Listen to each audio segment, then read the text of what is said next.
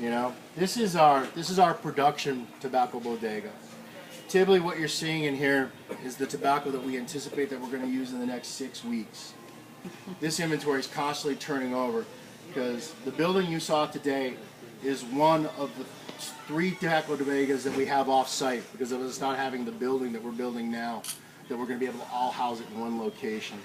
So this space is our production bodega, is what you're looking at. And it extends from here, and if you look down that way, you'll see a little bit more tobacco. So, you know, it's not very exciting, but tobacco obviously is the key ingredient in any cigar business. So having tobacco is the most important thing. You know, when it comes to a factory really is someone knowing how to make cigars, some tables and some chivetas. The factory itself isn't all that important. The people are more key. But the one thing that you can't get around is tobacco.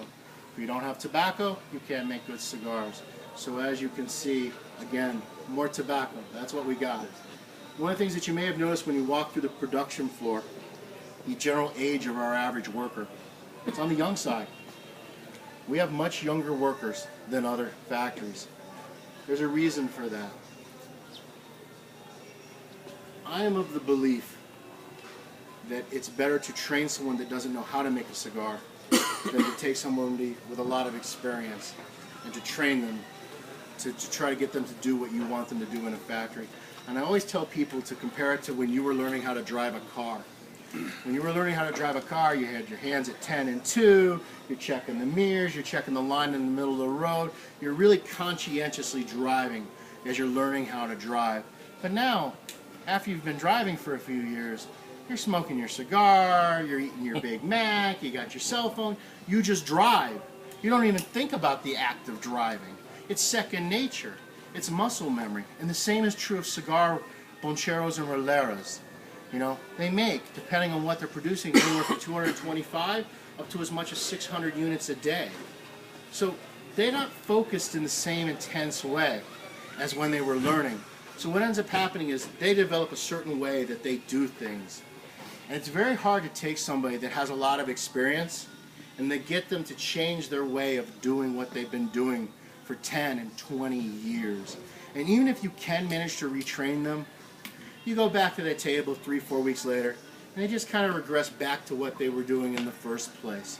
So we've taken the stance that we would much rather take someone that has no experience and go through the expense of training them to make cigars the way we want them made here at our factory. Okay? And that's the reason why you see the age of the workforce that you see. We feel in the end that gives us a much better control and quality of the product. Now granted, it's at a tremendous front-end expense because when somebody comes in to be trained, they have to spend a full 30 days standing just watching cigars being made. They don't even get to sit at a table. They don't get to touch any tobacco. 30 full days. 1 month they just stand. The other thing that's unique in the way that we train is most factories train pairs to make fumas, quesadores first. Make a lower quality cigar. And then as they get more experience, you then train them to make a better cigar. The idea is that you can get them producing money earning units quicker. We don't take that approach here. Our goal when they sit down is for them to make one cigar right. And literally, they will spend a month and they will not make one good cigar for a month after they first sit down. But once they make that first cigar right, they then learn to make 2 cigars right, and 4 cigars right, and 12 cigars right. And it really takes about 6 to 7 months on average to get to the point where they can make 75 cigars right. Okay? And when I say right, I mean a standard that I would consider to be a high quality, long filler, handmade cigar. Not Liga Privada. You can't train someone to make Liga Privada in 7-8 months. Okay? That's something that they do need to have years of experience on the floor. And also, not every pair is capable of making that cigar. You have to deal with the individual talents of the pairs. But our goal is to teach them to make 75 cigars right. And then from the point that they make 75 cigars right, which is typically about a 6 to 7 month window, then actually get moved off from the training side into the production side, and then they start producing.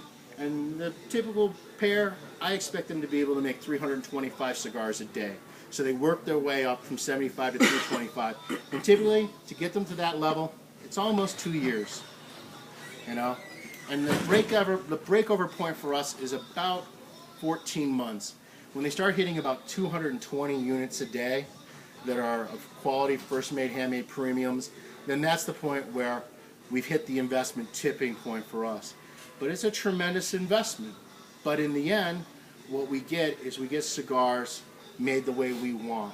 And one of the things that John said to you over in the tobacco bodega, one of the things that Drew Estate is just definitely known for. We may not be known for the particular genre of cigar we make, or the signature, as Jose said. We are known for our draw. Okay? I know in my heart that our cigars consistently draw better than anybody else's products currently being made in the marketplace. And that is, in my opinion, because of the exacting standards that John demanded from the beginning, and because of the training that we go through to get these people to that level. Because, you know, cigar might taste good, but if you can't pull any air through it, I don't even like a cigar that you even just a little bit of resistance. If I had to choose between a little tight and mushy, I would take mushy every day of the week. You know what I mean? Because you can't enjoy the cigar if you can't smoke it. And that's the whole purpose of this cigar. So that is definitely an item that is probably the #1 key element from a production perspective, is to always make sure that we give an exceptional draw. Very rarely will you get a cigar that's door tight from this factory. And you know, and we also do it with not the, what I consider a crutch, draw machines. You will not see a single draw tester in this factory. Draw testers, and I know John shares this opinion with me, one, I believe that they're inherently inaccurate. I don't believe they stay in calibration very long, and I also think the workers just use it as a crutch. What's more important is if you concentrate on the bunchero and what he's doing, and if he's laying the tobacco properly in the bunch, and he's doing the filling ratios properly, that cigar will draw. And what you want is you want him to understand why he's doing what he's doing. Okay? Not take it on, oh, well, heck, you know, Jose here, you know, well, 85 of the cigars were good, but 15 out of every 100, they don't draw quite right. Well, that's okay. That's 15% rejection rate. You know, go on. That's not acceptable here. Cigars absolutely must draw, period. Pedro, is the door open over?